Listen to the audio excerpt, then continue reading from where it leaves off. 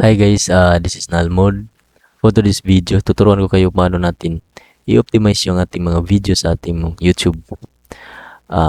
Bago ang lahat, gumagamit pala ako ng vidIQ, paid version. Kayo nang bahala mga idol, i-search nyo sa Google. Gumagamit ako ng vidIQ.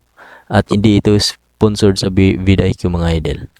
Unang gawin natin mga idol, kung kayo ay small YouTuber dyan, tamang-tama napadpad kayo dito sa video na ito. Malaking tulong to sa iyo mga idol.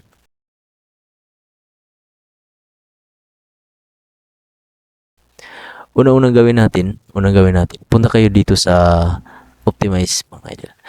Pagpunta nyo dito sa gilid sa kanan sa kaliwa mga idol, optimize. Ito yung mapadpad kayo dito sa mga maraming videos na ina-upload nyo. Tapos pag nalan kayo dito mga idol, hanap lang kayo dito kung alin yung gusto mong i-optimize. Pili lang kayo mga idol sa video nyo, sa mga video ninyo na gusto nyo i-optimize. Ako, i-optimize ko tong battery optimization dito. Try natin to mga idol. Sample lang to. Example lang to mga idol. Papakita ko lang sa inyo kung paano nga ba i-optimize yung mga videos natin mga idol. Pinuti lang natin to mga idol yung napili ko. I-optimize. Ipapakita ko sa inyo kung paano. Unang-una mga idol, nakita nyo naman dito may suggested titles mga idol. Pwede nyo yan, pag di nyo nagustuhan yan tatlo mga idol, pwede nyo yan pindutin tong regenerate para maiba naman yung lalabas kung hindi nyo nagustuhan yung title. Tapos, proceed tayo sa iba mga idol dito sa thumbnail. Ito yung thumbnail mga idol. Makita nyo naman dito kung goods ba. Pero maraming naka-check mga idol sa akin mga idol. Naka-great yan sa aking feedback dahil napaka high contrast yan sa paggawa ko. Tapos dito tayo sa details mga idol. Dito yung pinaka-importante, description, tags mga idol. Tags, description at saka title, yan yung pinaka-importante sa YouTube talaga idol. Tapos nakita nyo naman guys kung maraming mali na tags na nilagay ko. May red at saka yellow. Mas magandang may green talaga. Pero wala na guys. Wala akong nakitang tags na ganun. Pero mas okay to mga idol pag may makita tayong yellow. Medium yan mga idol. Pero pag ganito talaga mga idol, pag naka-red yan, hindi yan okay. Pwede natin i-X yan. Kasi mali yung nalagay ko dyan. X natin yan.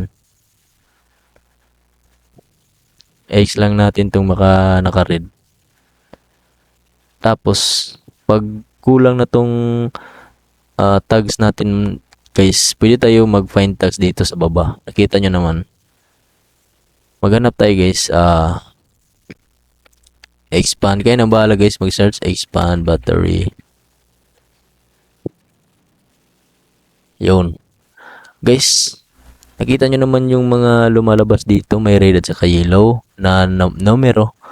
Kayo nang bahala. I-add lang tong mga yellow guys. Wag lang yung mga red kasi bad luck yung red. Sa extend battery lang tayo. Yung mga naka-yellow lang. Check lang natin tong mga naka-yellow guys. Zelda tears. Piliin nyo lang mga idol yung related lang na tags. Related tags lang mga idol. Yun, ito yung napili ko. Add tags lang. Pinutin lang tong add tags guys. Tapos yun, may yellow na lahat guys. Maganda na siyang tignan. Optimize na yung tags natin. Pagkatapos, punta tayo sa description guys. Description tayo. Delete ko lang to. Ito yun guys, isa to sa pinaka-importante guys, yung description talaga. Dapat tama yung paglagay mo sa description. Unang gawin natin, ituturo ko sa inyo guys. Maggumawa lang kayo ng 2 paragraphs, 2 sentence, kahit konti lang mga idol. Gawa lang tayo sample, pagpakita ko sa inyo mga idol. Type kayo dito, hello, for this video, I'm going to show you how. Pag ganito na guys, pag ganito na, ituturo ko lang sa inyo guys kung paano tama. Hello, for this video, I'm going to show you how. Pag ganyan guys, dapat ang ilagay nyo yung title sa video na ito guys. Punta tayo sa title dito guys. Mag-generate lang tayo dito. 1000 tips that a color work. Generate lang tayo. Wala akong nagustuhan guys. Kaya nang bahala. Napaka worth it talaga tong optimize na to guys sa vidIQ. Malaking tulong to guys. How to optimize battery and read like how to optimize battery and read. Ito guys. Ito guys. Try lang to. Pag nag-generate tayo dito guys, hindi lahat ng na-generate dito ay tama or okay guys. Ipapakita ko sa inyo kung paano nga ba manual searching sa mga keyword na hindi crowded na ranking. Para ma-rank yung video mo talaga.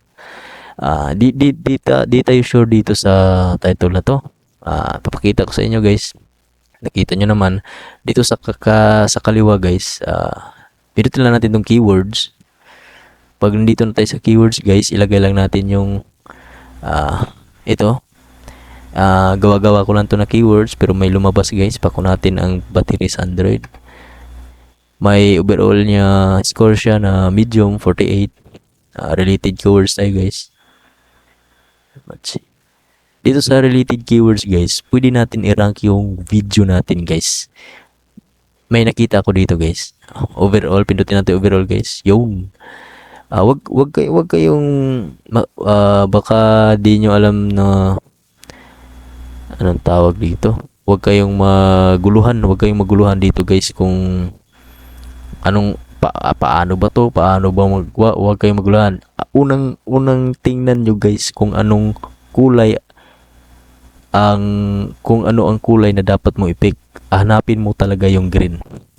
Suggested ko yan guys, yung green. Kaya nga pinindot ko yung overall para yung green ay magkasunod-sunod na makita ko. Tapos pangalawa yung number, yung overall number guys, para dito 67, 67, 65, 61, 61. Guys, huwag kayong maguluhan dito guys, napakadali lang to. May nakita ko dito guys, how to extend battery lifespan of cellphone. Yung score niya malaki guys, 4.2. Tapos yung search volume niya is 1,427.8 every month. Every month yan guys. Tapos napakaganda kasi malaki yung rating niya, 6.6. Tapos very low. Ang ibig sabihin yan guys, may malaking opportunity yung video natin na ma-rank dito guys. Kapag ginamit mo tong keyword na to, may malaking opportunity talaga. Tapos pag na-rank yung video mo, maraming manunood. Higit pa yan sa 1,000 guys dito guys na search volume niya. Sa lahat-lahat guys, ito yung pinakamaganda sa naka-green, yung 4.2. Ang gawin lang natin dito guys, piliin lang natin to. Ito yung gawin nating title. Copy lang natin to guys. Ito yung gawin natin title. Kasi para ma-rank,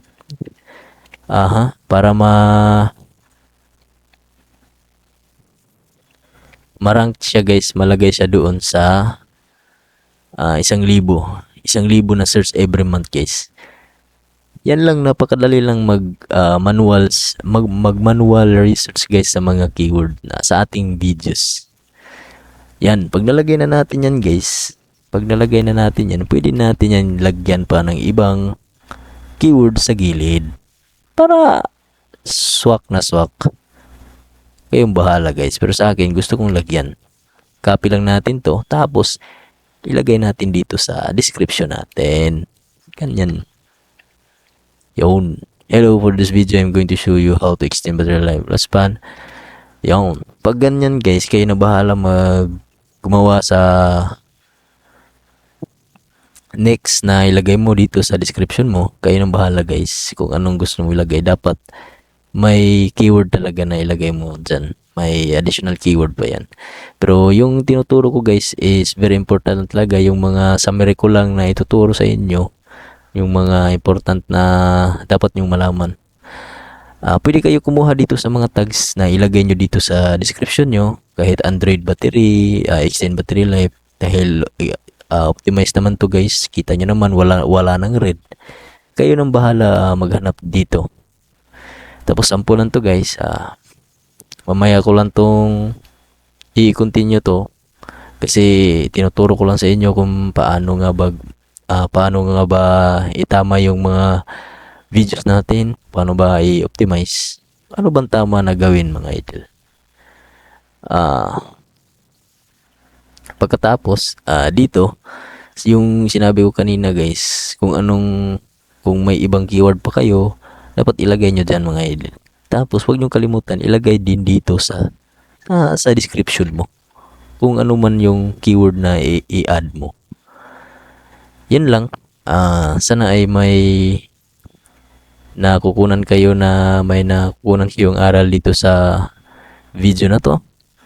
At kung hindi pa kayo nakasubscribe, please hit the subscribe button below guys, and don't forget to like, and kung may mga katanungan kayo, mag-comment lang kayo sa baba. Kung anong mga katanungan yan ay handa kong sagutin yung mga katanungan nyo guys. Handa akong tumulong para sa inyo. Maraming salamat.